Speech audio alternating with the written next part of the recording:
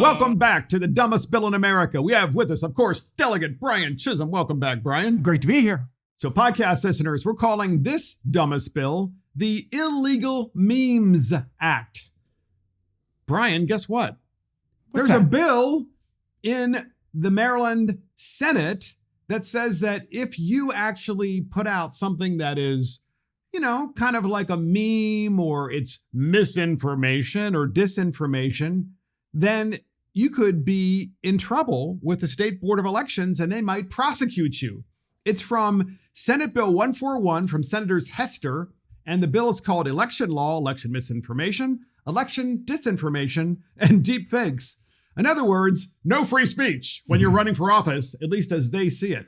What do you think, Brian? Yeah, this is definitely the banning of Fox 45, the banning of the Baltimore Sun, the banning of Fox News, banning of everything. Remember when Trump on the first time they kept calling everything disinformation? Yeah. And here's the scary thing about this. Actually, I don't know if you know this, Mark, but it actually passed the House and it passed the Senate. So this is law now in the state of Maryland. So who is the judge, jury, and executioner?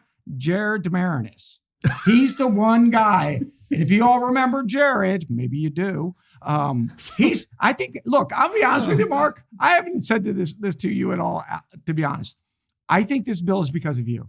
I do. I honestly do. When you did the mariachi hats last year, I think it made him so mad. He's like, that's disinformation. That's misinformation. Well, let's give some background on this. So Jared Demarinis heads the State Board of Elections. He's kind of like the judge, jury, and the executioner. He's the guy that gets to decide if you're in violation of any election law, right. And he decides whether he's going to send it to the state prosecutor or someone else to try to go after you. But here's the thing. As Brian said, this bill is actually passed. It's now law. Mm-hmm. So Jared Demarinis, the head of the State Board of Elections, can actually say, you know what? I don't like the free speech that you're engaging in. I think what you're saying is untrue. It's like, dude, the Democrat Party says stuff all of the time that isn't true, but Jared's very much on the other side of the aisle, and maybe this was about kind of the thing. But wait a minute. Why don't we just show Jared Demarinis? Here's what we did earlier with Jared Demarinis. And, we called him Jared DiMariachi. Is that what we call him? Jared DiMariachi. Here it is.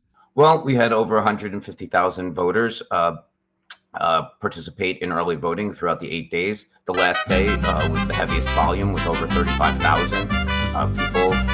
There was, I would say, I haven't looked at all the numbers there, but on the last day as well, we had over 110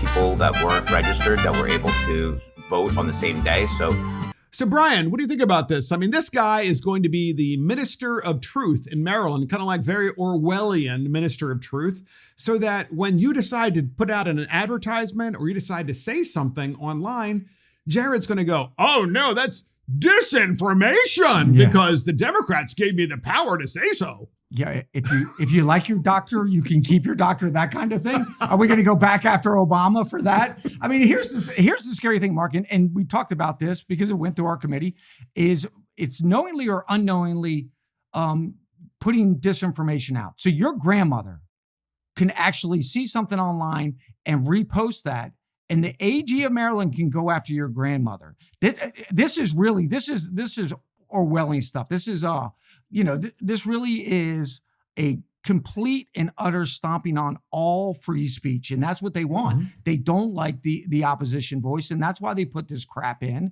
because that's what it is. This is stuff that you would see in Nazi Germany, right? This is what they did. And I'm not kidding. This is exactly what they did. They controlled speech. They controlled thought. And that's what they're going at. Do you know that Chris and I, Brian, we did a podcast and we still do it from time to time. And we did this during COVID. And we would talk about how there were so many issues that just didn't make sense. Like we were told to do certain things during COVID that, like stay inside the house. And you're like, but I want to get sunshine. And I was always taught that sunshine was good for you. And so if you talked about this during the peak COVID period of time and you put it on YouTube, YouTube sent us notices that if we kept doing that, they were going to deplatform us. That is to say they weren't going to let us say anything anymore on YouTube, just ban us. So that's literally what this is. It's like, well, we might just ban you These people can never be allowed to be in charge. But the thing is, Jared DeMarinis, the question is, did he ask for this legislation, I wonder? Because he didn't actually testify against it. No, I think he testified for. He absolutely testified for this bill. Yeah. I mean, this was primary to him and the AG, because look, the AG is evidently running. Well, wait a minute, Brian. Let's show Jared Mariachi again. Here's Jared DiMariachi. Here he is, one more time. Well, we had over 150,000 voters participate in early voting throughout the 8 days. The last day was the heaviest volume with over 35,000 people. There was, I would say, I haven't looked at all the numbers there, but on the last day as well, we had over 110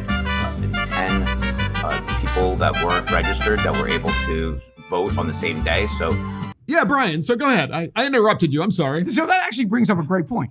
Would the Ian Roberts story gotten us in trouble when we said Ian Roberts? And who is Ian Roberts? Remind our listeners. He was the illegal that was registered to vote here in the state of Maryland, that Jared DeMarinis refuses to give those rolls up to the federal government, even though they've repeatedly requested them.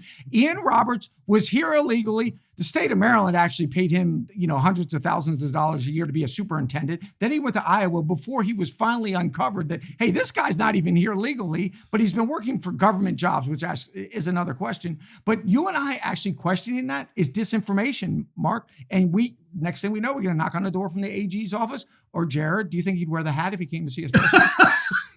That would be great. And that's the dumbest bill in America. Illegal Memes Act. We'll see you next time. Be good.